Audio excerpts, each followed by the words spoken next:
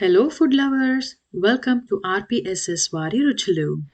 ఈరోజు ట్రెడిషనల్ వేలో కొబ్బరి పచ్చడి ఎలా చేయాలో చూద్దాము.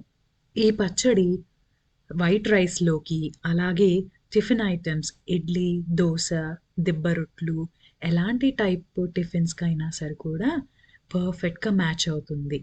మరి మన పాత రోజుల్లో ఎలా చేసేవారో చూద్దామా? కావలసిన పదార్థాలు: ఫస్ట్ ఒక ప్యాన్లో 2 టేబుల్ స్పూన్స్ ఆయిల్ తీసుకొని, అందులో 1 టేబుల్ స్పూన్ జీలకర్ర, 1 టేబుల్ స్పూన్ శనగపప్పు, 1 టేబుల్ స్పూన్ కందిపప్పు వేసుకొని లో ఫ్లేమ్లో లైట్ బ్రౌన్ కలర్లోకి వచ్చినంత వరకు వేయించుకోవాలి. ఇవి వేగినప్పుడు మంచి సువాసన వస్తుంది. ఆ టైంలో గుప్పెడు కరివేపాకు, అలాగే ఒక 20 ఎండుమిర్చి తీసుకొని వేసుకోండి. మీ స్పైస్ లెవెల్స్ తగ్గట్టుగా ఎండుమిరపకాయలను అడ్జస్ట్ చేసుకోండి. ఇక్కడ నేను పచ్చి కొబ్బరి అరముక్క తీసుకొని చిన్న చిన్న ముక్కలుగా కోసి వేసుకున్నాను. అవి కూడా లైట్ బ్రౌన్ కలర్ వచ్చినంత వరకు లో ఫ్లేమ్లో వేయించుకోండి.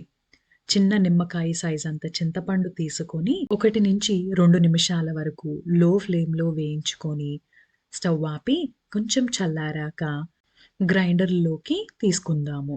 ముందుగానే జీలకర్ర వేపుకోవడం వల్ల ఇక్కడ నేను జీలకర్ర పొడి వేసుకోవటం లేదు. ఒకవేళ జీలకర్ర వేసుకోలేని వాళ్ళు 1 టేబుల్ స్పూన్ జీలకర్ర పొడి వేసుకోండి. చూసారా? ఇలా అయ్యాక అందులో కొన్ని వెల్లుల్లిపాయలు వేసుకొని దాన్ని కచ్చాబిచ్చాగా గ్రైండ్ చేసుకున్నాక రుచికి సరిపడా ఉప్పు వేసుకొని కలిపి పక్కన పెట్టుకోండి. ఇప్పుడు అదే ప్యాన్లో కొంచెం ఆయిల్ వేసి తాలింపు దినుసులు వేసుకొని చిటపటలాడాక కొంచెం కరివేపాకు, 3 ఎండుమిర్చి వేసుకొని అర టేబుల్ స్పూన్ హింగ్ వేసుకొని వేయించుకోండి. హింగ్ మంచి సువాసననిస్తుంది మన పచ్చడికి. చూసారా? నోరూరించే కొబ్బరి పచ్చడి రెడీ. ఈరోజు నేను వేడి వేడి అన్నంలో కొంచెం నెయ్యి వేసుకొని నంచుకోవటానికి మజ్జిగ మిరపకాయలు వేపుకొని కొన్ని పిండి వడియాలు వేయించాను. వీటన్నిటితో పర్ఫెక్ట్ లంచ్ ప్లేట్ అయితే రెడీ అయిపోయింది. మీరు కూడా ట్రై చేసి ఫుడ్ని ఎంజాయ్ చేస్తారని అనుకుంటున్నాను. ఈ వీడియో మీకు నచ్చినట్టయితే please subscribe to my channel.